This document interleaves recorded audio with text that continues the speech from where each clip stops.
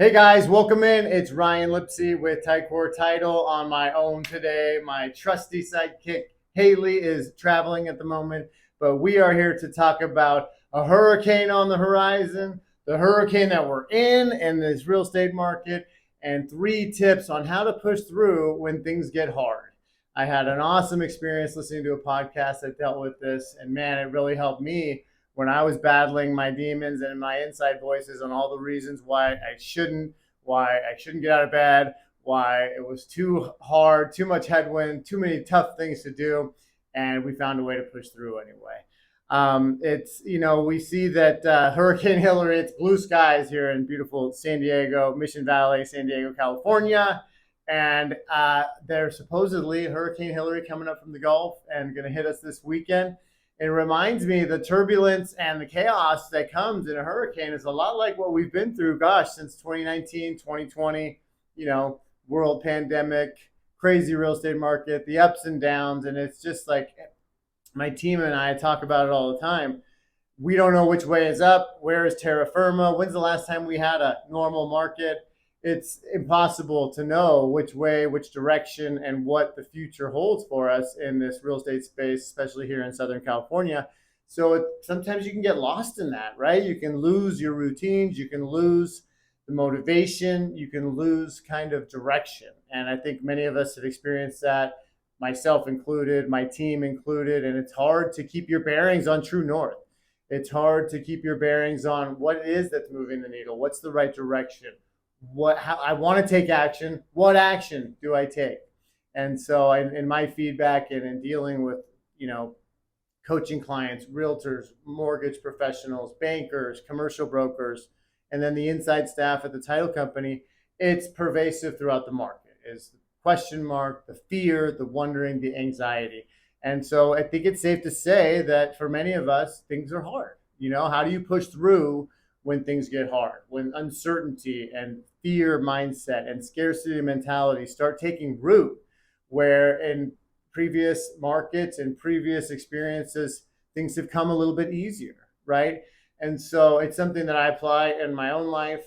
We apply on our team is showing up and doing the work and staying in action, but specifically, starting and stopping, we different tactics, different campaigns, different marketing methods, different networking styles, different groups. We have seen a track record of starting and quitting and starting a small business and stopping, or starting this new coaching mechanism, this new outreach program, this new prospecting technique, and then stopping. And why do we stop? What's up with, we've heard people talk about building the bridges, and I've got 17 different half-built bridges to cross this ravine to the other side where I have success. And why not finish building the bridge? Why not stick with it? And it's that the answer is, when things get tough, it's easier to throw in the towel, right? It's easier to just maybe course correct or look for the shiny new thing. It's harder to stick to your guns and show up, especially when you don't feel like it, especially when you're not getting the immediate response. You're not getting the feedback that you're hoping for when you do a certain activity. So many of us, all of us, have started and stopped things. And the answer, when we're being honest with ourselves, is that it's easier to quit. It's easier to stop. It's easier to be distracted. And sometimes when you're pushing through, when things get tough, consistency is the key. So how do we face a market that's uncertain? How do we face a hurricane on the horizon? How do we overcome the voices when they're giving us all the alternatives that would seem more comfortable in the moment than doing the things we know are going to get us to the destination, or at least check the box that we got to do for that day, right? How do we push through that? Well, I got 3 tips from this awesome podcast straight out of Rob Dial. It is train yourself for what's hard. Okay. Well, that sounds amazing. How do I do that? It's keeping small, kept promises to yourself, but also doing, the hard things more frequently. Doing whether it's cold plunges, or doing a mile walk, or running 5 miles, or doing the workout on the day you don't want to, or training yourself to sit 10 minutes longer when you're getting antsy and you want to get up from the computer and stop the search, or stop the prospecting calls, or stop responding on social, or doing the post when you know you need to to showcase the new product or the new home or the new title product, whatever it is, doing that and sticking it through and seeing it through, even though you're not really in it, you're not believing it, you're not feeling it, right? Which is normal. It's given our surrounding circumstances, and add on top of that life's stresses, add on top of that some negative media input, and next thing you know, it's a perfect recipe for like pulling the ripcord on the day, doing something else. I'm going to go to the bar. I'm going to go golfing. I'm going to go distract myself and scroll for 30 minutes because it makes me feel better. So how do you train yourself with what's hard? You do the hard things, right? You get a morning routine where you read 10 pages a day. You meditate or just do box breathing for 10 minutes, 5 minutes, 3 minutes if you're me, because I got squirrel brain, right?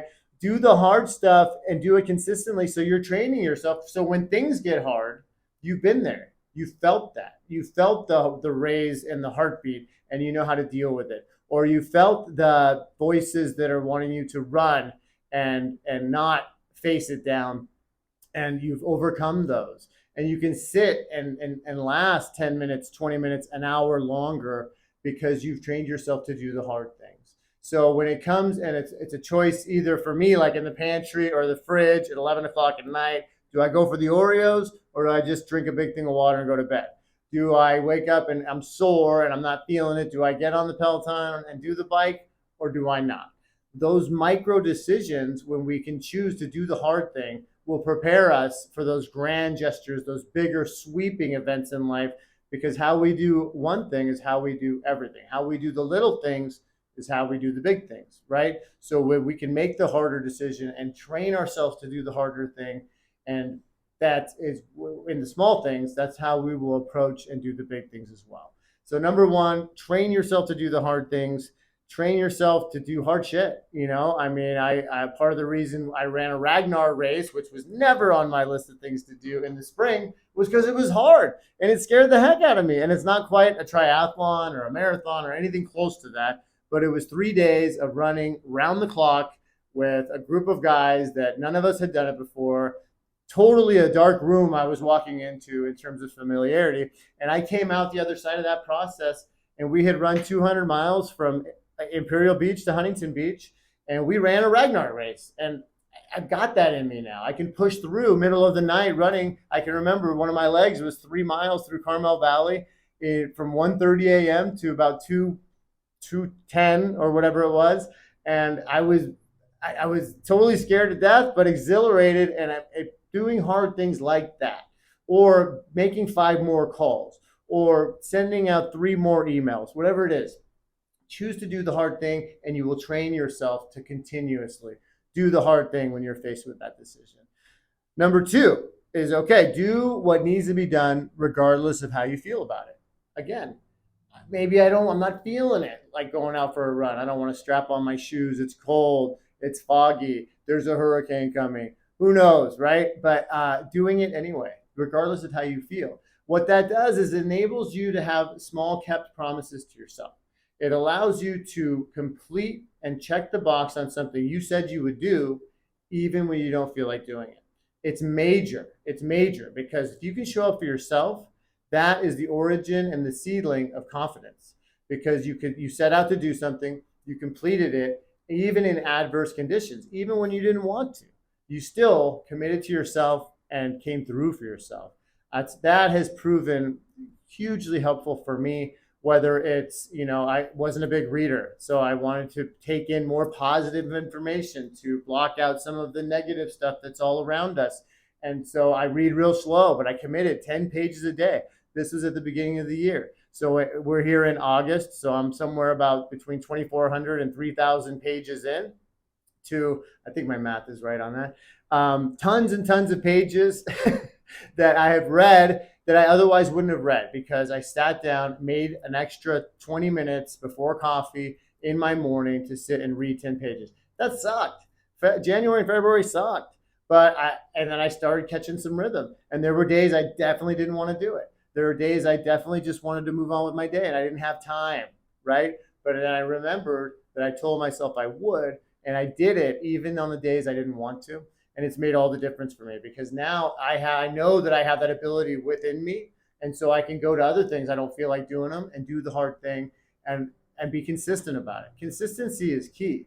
It's not that you're going to go and make this huge sweeping effort and move the needle and recreate your business all by next Tuesday, right?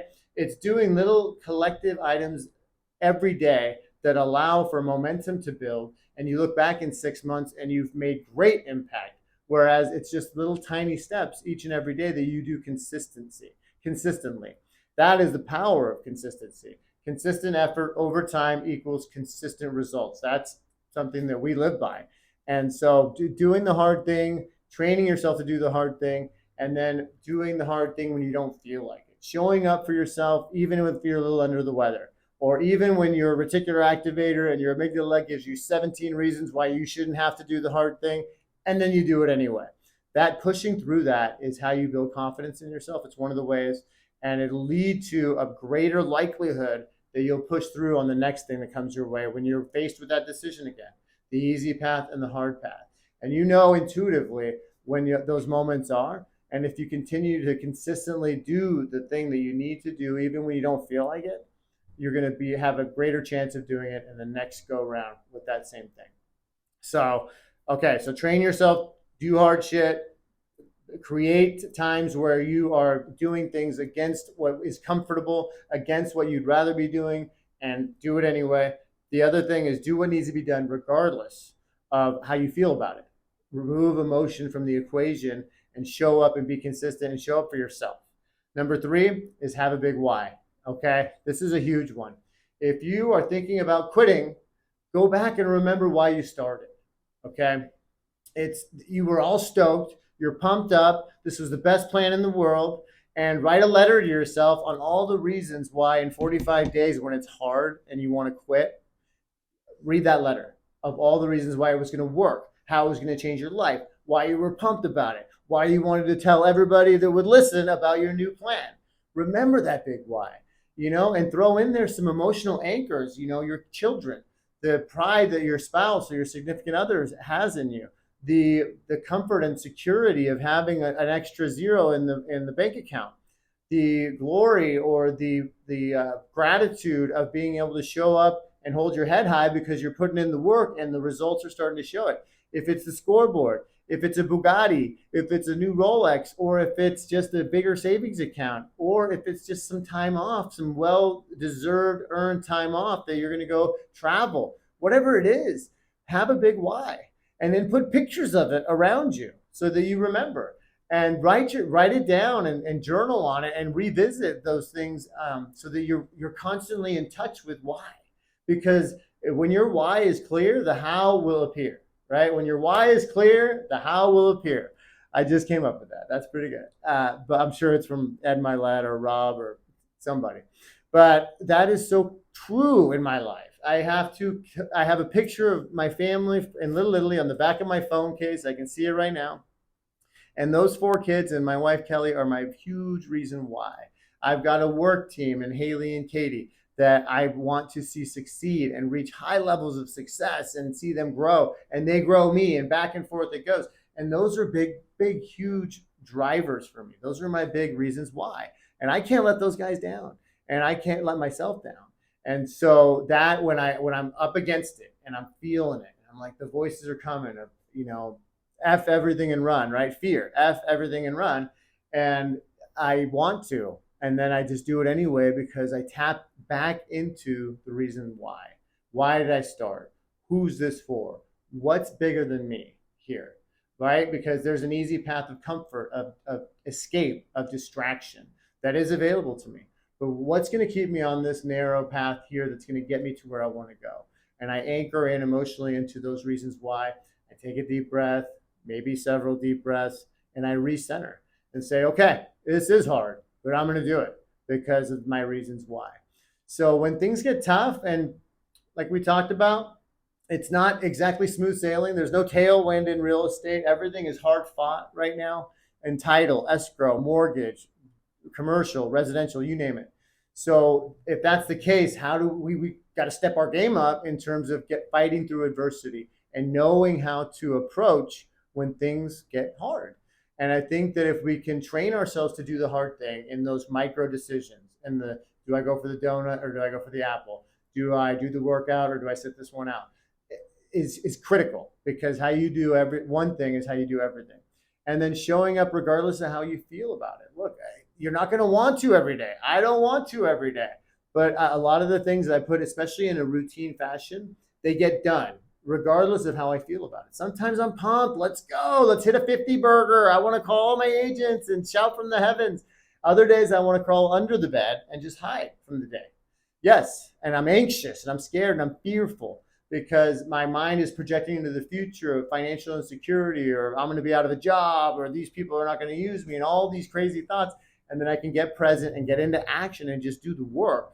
And in the process of doing the action, it's revealed to me the next action and the next action and so on and so forth. That's what you get when you show up, regardless of how you feel like it. You know, you get to the gym and you're not feeling it. And about 20 minutes into the workout, you're like, all right, I got this. The endorphins are kicking in. You're starting to get all the good brain drugs flooding in. And like, man, I'm glad I showed up today.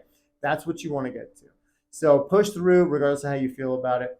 Have your big why. Have your reasons why. Why did you start? Stay in touch with that. And then what I would add to what the podcast had to say is have a tribe. Create a tribe. Create an accountability system. Create partnerships that you check in with daily on how did your calls go today? How did that appointment go? Did you walk that neighborhood? Did you call those past clients? Did you call the other side on the buyer's agents on all your listing agent deals for the title? Did you post your video? Did you journal? Did you breathe? Did you do the cold plunge? Did you work out? All these things, because if I promise to another person, and we have this built-in accountability on our team, we have this built-in accountability for me at home with my children, with my wife, and we have, I can't let them down. And like, if somebody's meeting you at the gym, you're 90% more likely to get to the gym. You don't want to let that person down. Do the same thing in your business. Do the same thing in your workouts. Do the same thing in your spiritual life, in your mental life. Say, hey, let's read a book together. Let's do this chapter by this time, and then let's exchange how we felt about it, or what we learned from it, or if it was garbage, right? But at least you've got a social component to it, which draws in deeper relationships, which is always good. But the accountability factor of creating a tribe and accountability buddies or accountability friends is it almost ensures that you'll do it, but it definitely doubles and triples the likelihood that you'll get it done. So I am Ryan with Tycor Title. This is your Tycor Title Talk weekly real estate wrap up, talking about how to push through when times get tough. And I hope that was helpful to you. If you want an accountability buddy, or if you want to talk about anything we went through here, I am available. I hope you have an awesome Friday. Watch out for that Hurricane Hillary. It's going to be a doozy. Until next time, we'll see you. Ryan out.